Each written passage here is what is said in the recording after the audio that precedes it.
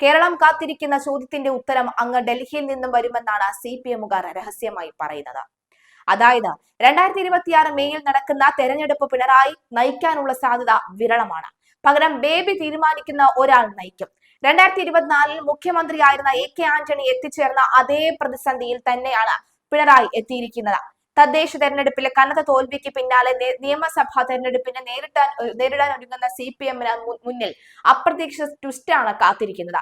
സഹപ്രവർത്തകർ വരെ ചിരിച്ചു തള്ളിയ VD സതീശന്റെ നിലപാടുകൾ വിജയ ഫോർമുലയായി മാറിയതിന്റെ അമ്പരപ്പിലാണ് കോൺഗ്രസ് ക്യാമ്പുകൾ.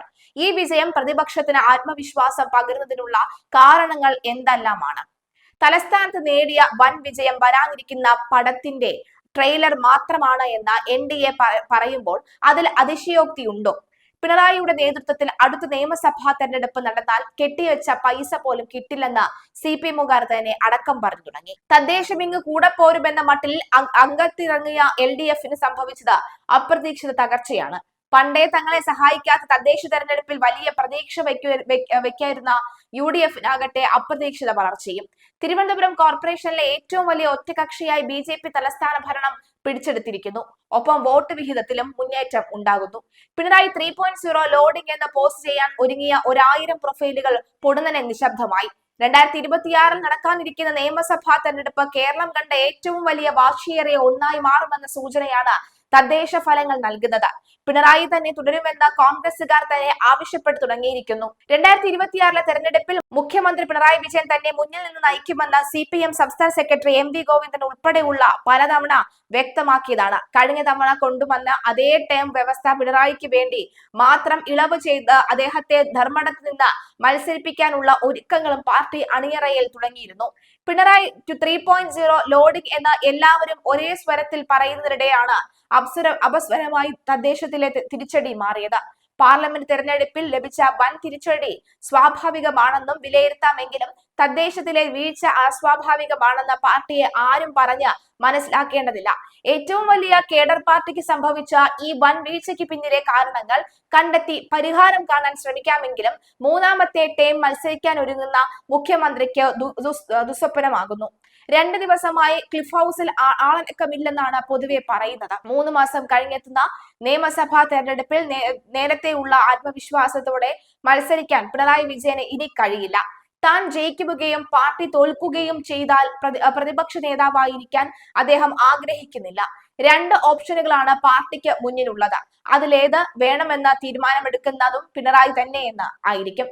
തദ്ദേശ തെരഞ്ഞെടുപ്പിൽ തിരിച്ചടിച്ച കൂസാതെ നിയമസഭാ മത്സരം നേരിടുക, പിണറായി തെരഞ്ഞെടുപ്പ് മുന്നിൽ നിന്ന് നയിക്കുക, മാത്രമല്ല മത്സരിക്കുകയും ചെയ്യുക, ജയിച്ചാൽ ചരിത്ര നേട്ടം കുറിച്ച് അദ്ദേഹത്തെ മൂന്നാമതും മുഖ്യമന്ത്രിയാക്കുക, പാർട്ടി തോറ്റാൽ പ്രതിപക്ഷ നേതാവായോ MLA ആയോ അദ്ദേഹത്തെ നിലനിർത്തുക. എന്നാൽ CPM-കാരിൽ ബഹുഭൂരിപക്ഷവും പിണറായി മാറണമെന്ന അഭിപ്രായം പിന്തുടരുന്നവരാണ്. KK ശൈലജയെ മത്സരിപ്പിക്കണം എന്ന ആവശ്യവും പാർട്ടിയിൽ ഉയർന്നിരിക്കുന്നു. എന്നാൽ ഇതിന് പിണറായി സമ്മതിക്കുന്നില്ല. 2024 ലോക്സഭാ തെരഞ്ഞെടുപ്പിൽ കോൺഗ്രസിൽ വൻ തകർച്ച നേരിട്ടപ്പോഴാണ് AK ആന്റണിക്ക് മുഖ്യമന്ത്രി സ്ഥാനം രാജിവെക്കേണ്ടി വന്നത്. തൽക്കാലം പിണറായിക്ക് അത്തരമൊരു സാഹചര്യം ഇല്ലെങ്കിലും MLA-മാർ പിണറായി മാറി നിൽക്കണം എന്ന അഭിപ്രായം പിന്തുടരുന്നവരാണ്. പിണറായി മത്സരിക്കാതെ തെരഞ്ഞെടുപ്പ് നയിക്കുക എന്ന സാധ്യതയും ആലോചനയിലുണ്ട്. അപ്പോൾ അടുത്ത ചോദ്യം ആര് മുഖ്യമന്ത്രി സ്ഥാനാർത്ഥി ആകും എന്നുള്ളതാണ്. അങ്ങനെ ഒരു കാര്യത്തെക്കുറിച്ച് ഇതുവരെ ഗൗരവമായി ചിന്തിക്കാതെ CPM പക്ഷേ ഇനി അത് ചിന്തിച്ചേക്കും. പാർട്ടി സെക്രട്ടറി MV ഗോവിന്ദനാണ് പാർട്ടി രീതി അനുസരിച്ച് നറുക്ക് വീഴ്ത്തുക എങ്കിലും അസാധാരണ സാഹചര്യങ്ങളിൽ അസാധാരണ തീരുമാനങ്ങൾ എന്ന പോലെ കേരളത്തിന്റെ ആദ്യ വനിതാ മുഖ്യമന്ത്രി സ്ഥാനാർത്ഥിയായി KK ശൈലജയെ അവതരിപ്പിക്കാനുള്ള തീരുമാനം ചിലപ്പോൾ ഉണ്ടായേക്കാം. ഭരണം നഷ്ടപ്പെടുന്ന സാഹചര്യം ഒഴിവാക്കാൻ അതും കൂടായികയില്ല. പെൻഷൻ വാങ്ങി ഷാപ്പാടടിച്ചിട്ട് ഞങ്ങൾക്കിട്ട് വെച്ചു, നന്ദികേട് കാണിച്ചു. അപ്രതീക്ഷിത തോൽവിയിൽ മുതിർന്ന CPM നേതാവായ MM മണിയുടെ ആദ്യ പ്രതികരണം ആയിരുന്നു ഇത്. പുറത്തു പറഞ്ഞെങ്കിലും ഇടതു നേതാക്കന്മാരും പ്രവർത്തകരും മനസ്സിൽ ആദ്യം ആലോചിച്ചതും ഇത് തന്നെയാകണം. മണിയാശാൻ നാടനായതുകൊണ്ട് പറ്റാണ് ഇതെന്ന് മാത്രം. ക്ഷേമ പ്രവർത്തനങ്ങൾ പലതും എത്തിച്ചു നൽകിയില്ല അല്ലെങ്കിൽ നടത്തിയിട്ടും എന്തുകൊണ്ട് ഇടതുപക്ഷം തോറ്റു എന്ന് ആലോചിച്ചാൽ ലഭിക്കുന്ന കാരണങ്ങൾ പലതാണ്.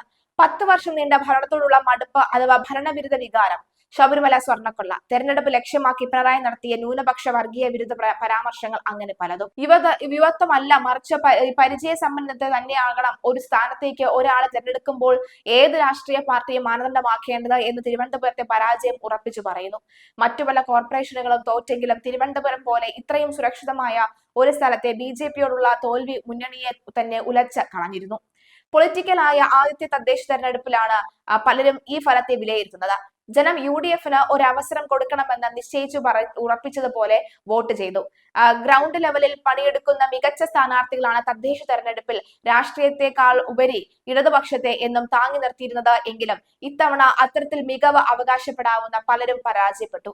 10 വർഷമായി ഭരണത്തിലിരിക്കുന്ന പാർട്ടിയെ താഴെ ഇറക്കണമെന്ന ഉദ്ദേശത്തോടുകൂടി ജനം വോട്ട് ചെയ്തു. വരുന്ന നിയമസഭാ തെരഞ്ഞെടുപ്പിനെ കുറിച്ച് ഓർക്കുമ്പോൾ LDFനെ വേവലാതിപ്പെടുത്തുന്നതും ഈ പാറ്റേൺ തന്നെയാണ്. തിരുവനന്തപുരത്തെ തോൽവിയുടെ ഭാരം മേയർ ആര്യ രാജേന്ദ്രന്റെ തോളിലേക്ക് ഇപ്പോൾ ചാരാൻ തന്നെയാണ് തുടങ്ങിയിട്ടുള്ളത്. ഒപ്പം കൗൺസിലറായിരുന്ന സമപ്രായക്കാരിയായ പെൺകുട്ടി മുതൽ ഇങ്ങോട്ട് ആര്യയുടെ ഭരണത്തിലെ പാളിച്ചകളെ കുറിച്ചും സ്വഭാവത്തെക്കുറിച്ചും ഒക്കെ വിമർശിക്കുന്നവരും ഒരുപാടാണ്. മറ്റു പല കോർപ്പറേഷനുകളും തോറ്റെങ്കിലും തിരുവനന്തപുരം പോലെ ഇത്ര സുരക്ഷിതമായ ഒരു സ്ഥലത്തെ BJPയോടുള്ള തോൽവി മുന്നണിയെ തന്നെ ഉലച്ചു കഴിഞ്ഞു. ശബരിമല സ്വർണ്ണക്കൊള്ള തെരഞ്ഞെടുപ്പിനെ സ്വാധീനിക്കുമെന്ന് UDF ആണയിട്ട് പറഞ്ഞെങ്കിലും LDF അത് പുച്ഛിച്ചു തള്ളുകയുമാണ് ചെയ്തത്. സംഭവത്തിൽ പ്രതികളായ പത്മകുമാർ അടക്കമുള്ളവരെ ജില്ലാ കമ്മിറ്റിയിൽ നിന്ന് പുറത്താക്കാതെ രാഹുൽ മാങ്കൂട്ടത്തെ പുറത്താക്കണമെന്ന് ആവോളം വാശി പിടിച്ചതും ഇതേ നേതാക്കൾ തന്നെയാണ് എന്നുകൂടി ആലോചിക്കുക. എന്തായാലും മുഖ്യമന്ത്രിയുടെ ലൈനായി മാറി. സാധാരണ RSSനെയും BJPയെയും നിശബ്ദമായി വിമർശിക്കുന്ന പിണറായി തെരഞ്ഞെടുപ്പിന് തൊട്ടു മുൻപാണ് ജമാഅത്തെ ഇസ്ലാമിക്കെതിരെ രംഗത്തെത്തിയത്. ഭൂരിപക്ഷ വർഗീയതയെ തൽക്കാലത്തേക്ക് മറന്ന് ന്യൂനപക്ഷ വർഗീയതയെ മാത്രം വിമർശിച്ച പിണറായിയുടെ നീക്കം തിരിച്ചടിച്ചു.